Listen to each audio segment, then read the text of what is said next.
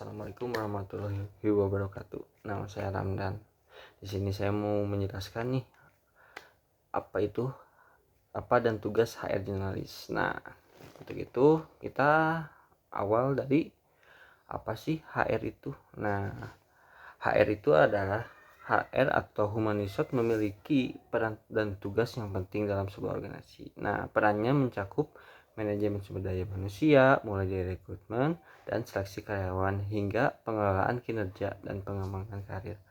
HR juga bertanggung jawab loh dalam menyusun kebijakan terkait dengan karyawan seperti kebijakan kompensasi, manajemen konflik, perencanaan sumber daya manusia jangka panjang. Selain itu, HR berperan sebagai perantara antara manajemen dan karyawan, memastikan bahwa hubungan kerja berjalan harmonis dan produktif. Dengan demikian, peran HR sangat krusial dalam memastikan kesuksesan dan organisasi. Nah, untuk HR Generalis ini memiliki peran yang sangat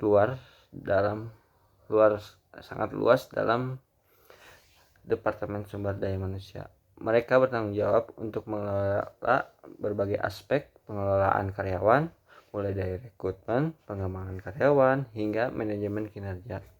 Tugas utama mereka meliputi proses rekrutmen dan seleksi karyawan baru. Nah, penyusunan kebijakan dan prosedur internal, manajemen, produk pelatihan dan pengembangan, penanganan masalah karyawan, serta memastikan kepatuhan terhadap peraturan ketenaga kerjaan. Nah, untuk HR Generalis juga berperan sebagai konsultan bagi manajemen dan karyawan dalam hal kebijakan sumber daya manusia serta berkontribusi dalam menciptakan lingkungan kerja yang produktif dan harmonis. Nah, dalam selanjutnya untuk saat melakukan rekrutan kandidat ini ada beberapa hal penting ya yang perlu diperhatikan. Yang pertama nih, perlu memahami kebutuhan posisi yang akan diisi dan membuat deskripsi pekerjaan yang jelas. Kemudian, menarik kandidat yang sesuai dengan kriteria. Nah, ini melalui strategi pemasaran pekerjaan yang efektif. Ya, contohnya seperti kita mencari kandidat yang sesuai dengan apa yang kita butuhkan agar semua efektif.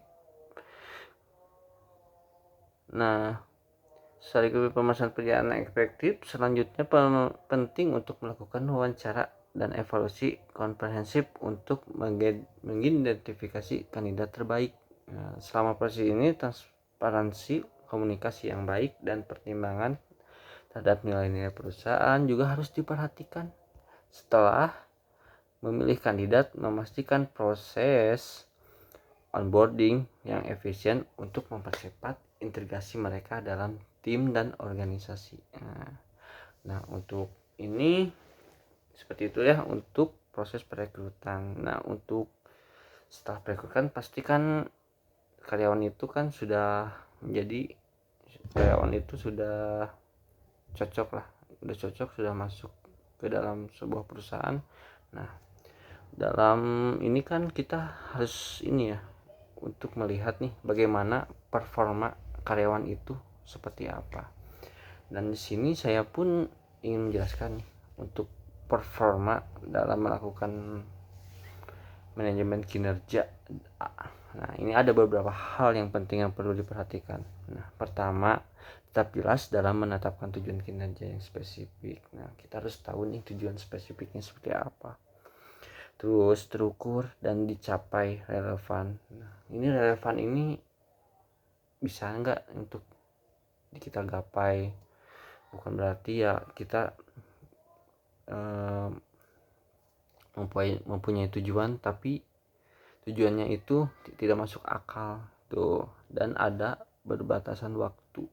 Nah, jadi ada waktunya untuk ya ini tingkat tujuan ini sampai berapa tahun atau berapa bulan. Nah, itu harus terukur. Nah, terus yang kedua, berikan umpan balik secara teratur dan kondusif. konstruktif kepada karyawan untuk membantu mereka meningkatkan kinerja mereka. Selain itu penting untuk mengidentifikasi dan mengatasi hambatan atau tantangan yang mungkin dihadapi karyawan dalam mencapai tujuan mereka. Terakhir, evaluasi kinerja secara objektif dan adil. Oke. Serta gunakan data kinerja untuk pengambilan keputusan yang baik terkait pengembangan karyawan dan penghargaan kinerja. Dan terakhir ini HR generalis ini dia mencakup juga untuk GA dan legal, general affairs and legal. Penting dalam sebuah perusahaan, mereka bertanggung jawab untuk mengelola berbagai aspek administrasi dan hukum perusahaan.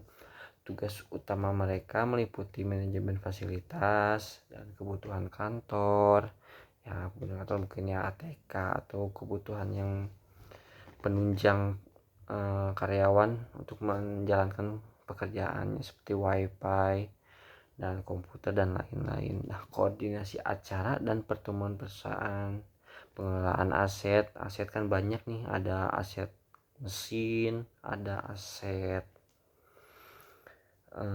mobil dan lain-lain. Nah, itu harus dikelola agar ya berjalan dengan semestinya dan terawat gitu, serta penanganan perizinan dan kepatuhan hukum. Nah, jangan sampai ya kita melanggar hukum lah gitu. Penanganan perizinan dan kepatuhan hukum. Selain itu, mereka juga terlibat dalam proses negosiasi kontrak, penyusunan dokumen hukum seperti perjanjian kerja, memberikan saran hukum kepada manajemen perusahaan. Dengan peran beragam ini, GA dan legal memastikan bahwa operasional perusahaan berjalan lancar dan sesuai dengan regulasi hukum yang berlaku. Nah, seperti itu. Mungkin itu dari saya. Mohon maaf bila ada salah-salah kata atau kata-kata yang kurang jelas. Semoga kita bisa ketemu lagi. Dan bye-bye.